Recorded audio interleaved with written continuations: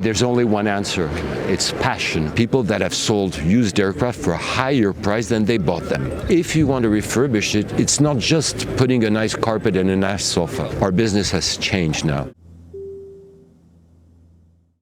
Let me introduce Jean-Louis, the person from Monaco, which is in aviation for more than 20 years, and he works now for Bootson Aviation. Today we are sitting in airfield of Friedrichshafen Airport while participating in Friedrichshafen Aero, the first biggest show after COVID.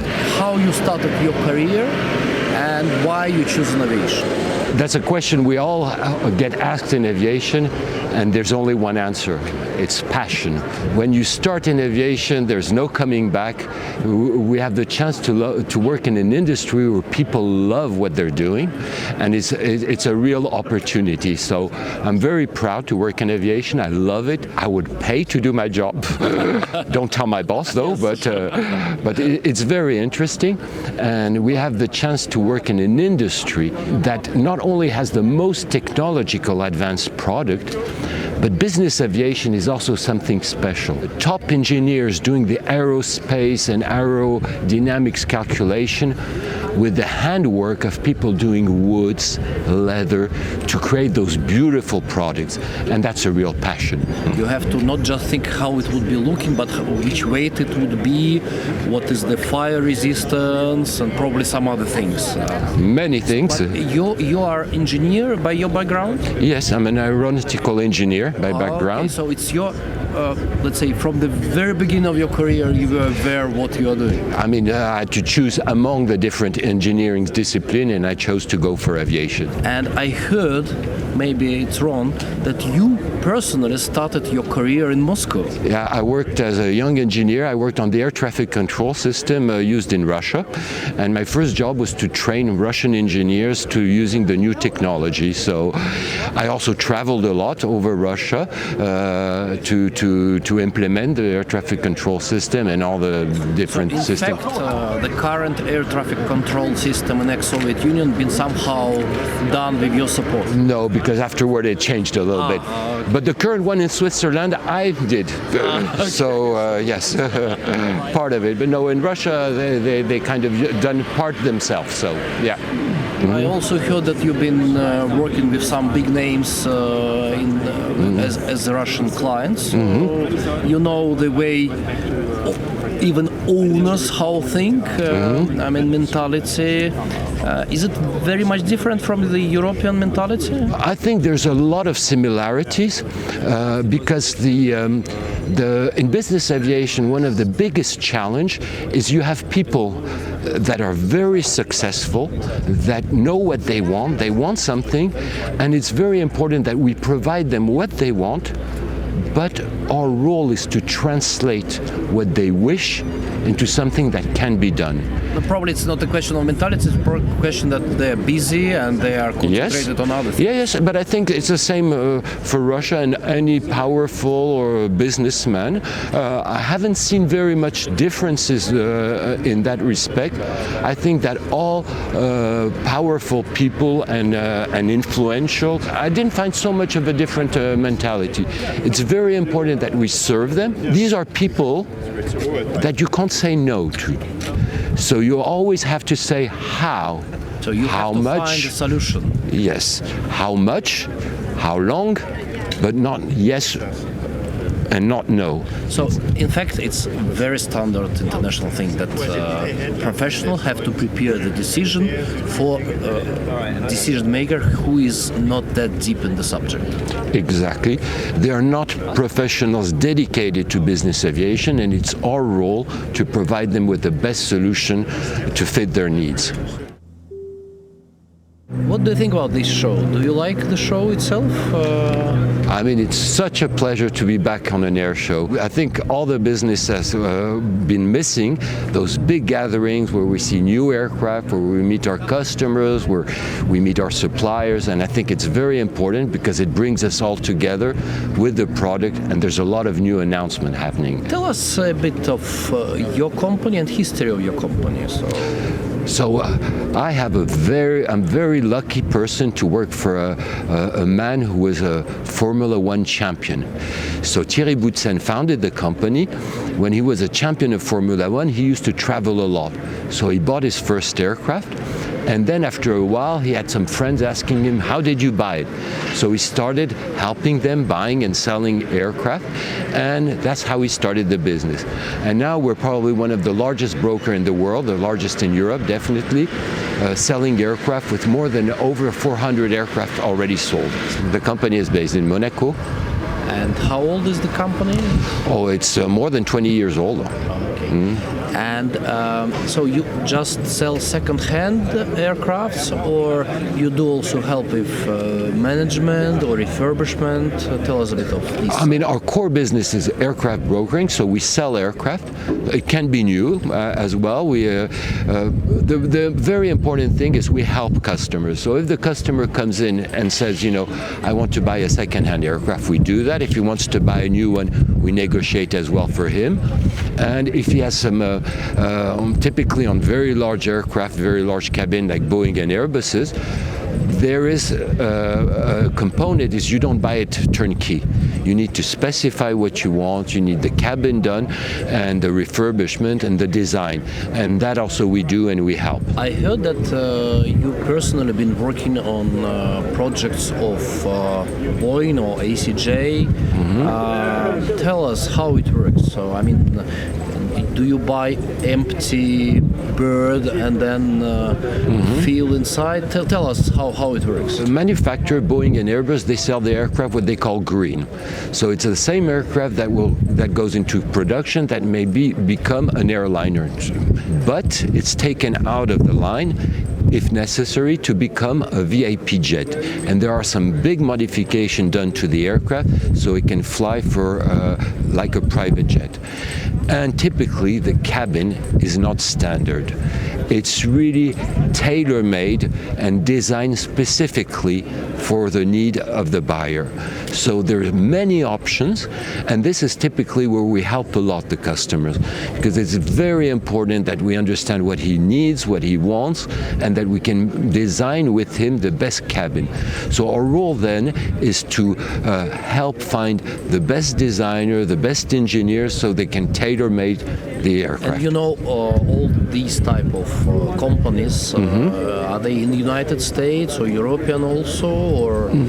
I mean, there are many. I would say there are quite a few in the United States, of course, but Switzerland is also a very important hub because it has a lot of know-how in terms of cabin, in terms of refurbishment of cabins. So we work a lot with in Switzerland as well, but the designer can come from anywhere. We work with all kind of designer. And now with COVID, the number of passenger regular lines flights reduced. So and the pricing for the second-hand airline aircrafts reduced. Is it theoretically possible to buy one of these and with your support to make the refurbishment from airline to the private jet? I don't recommend that. Why? Because the aircraft itself, I'll give a few examples probably to make my case, is the avionics on the cockpit. On a private jet, it will fly anywhere in the world. On an airliner, it will be designed only to fly a specific route. So the computer may not hold enough data. That's just one example. Typically toilets, all the other systems which you don't think about are not necessarily designed the same way. So it's very important to understand that if you want to refurbish it, it's not just putting a nice carpet and a nice sofa. Oh, okay. So it's more technical. There are a lot of technical aspects. Theoretically, it's possible. Theoretically, it's possible. Some people have done it. Some people have done it successfully. I'm not sure a lot of people have done it successfully and cheap.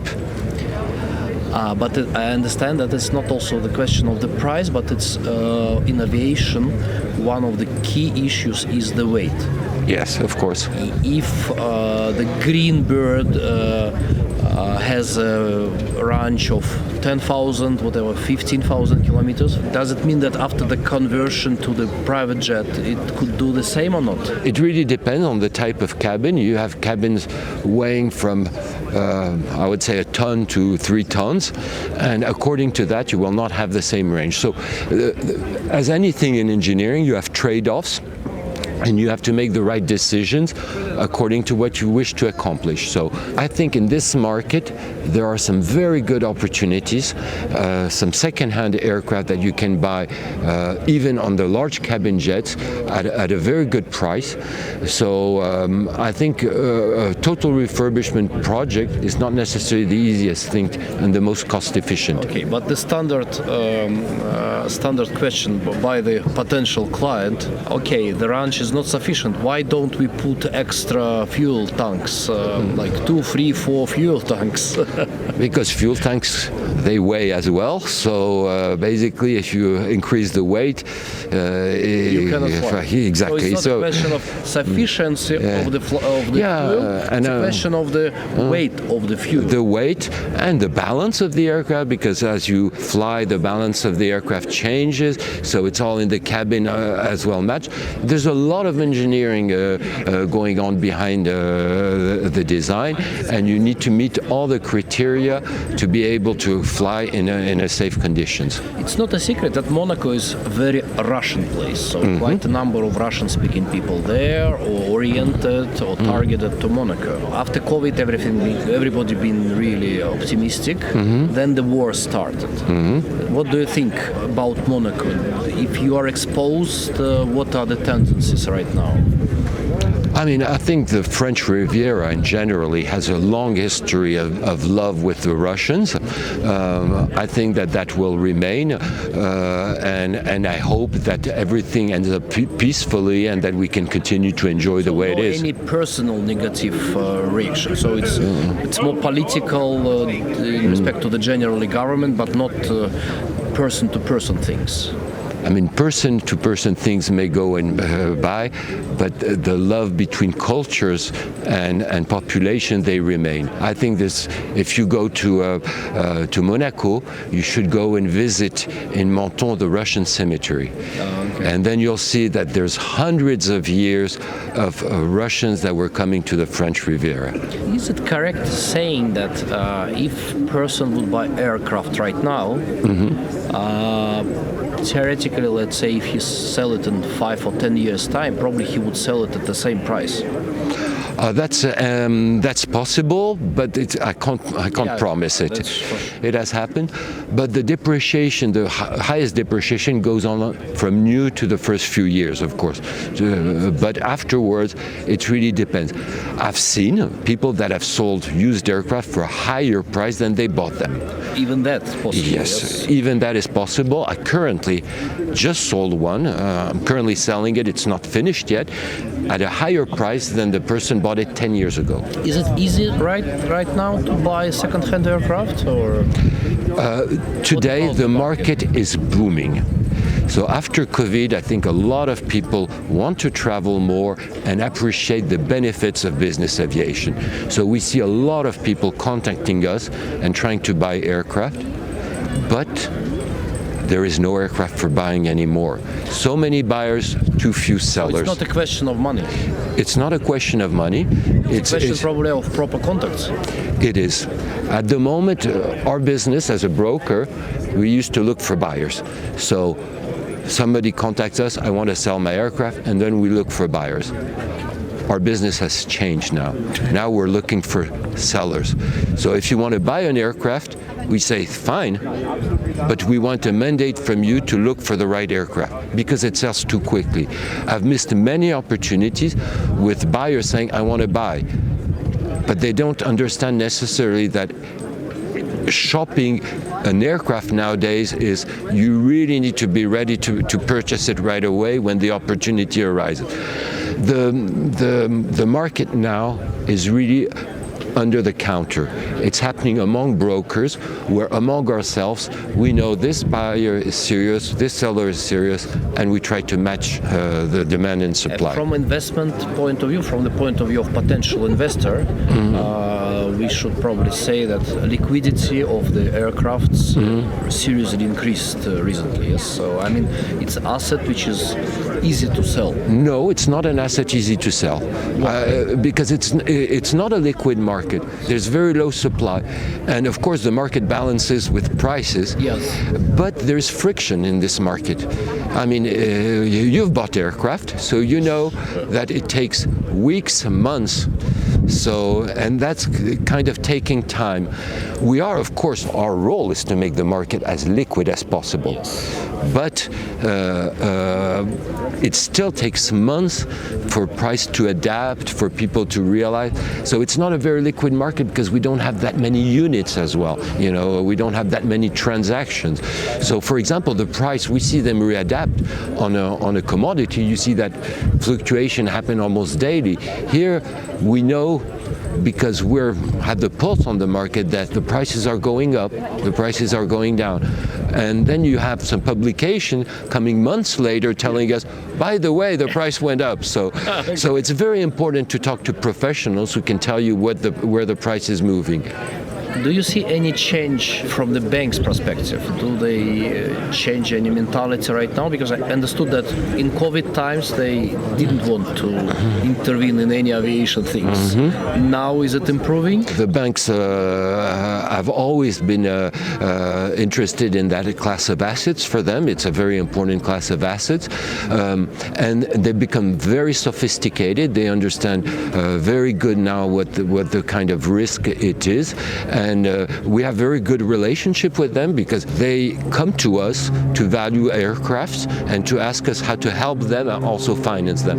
So it's a very good relationship we have with them, and it's very important on both sides. During COVID, many people flew first time in their life in private jets. They used to fly private jets, and we expect to meet quite a number of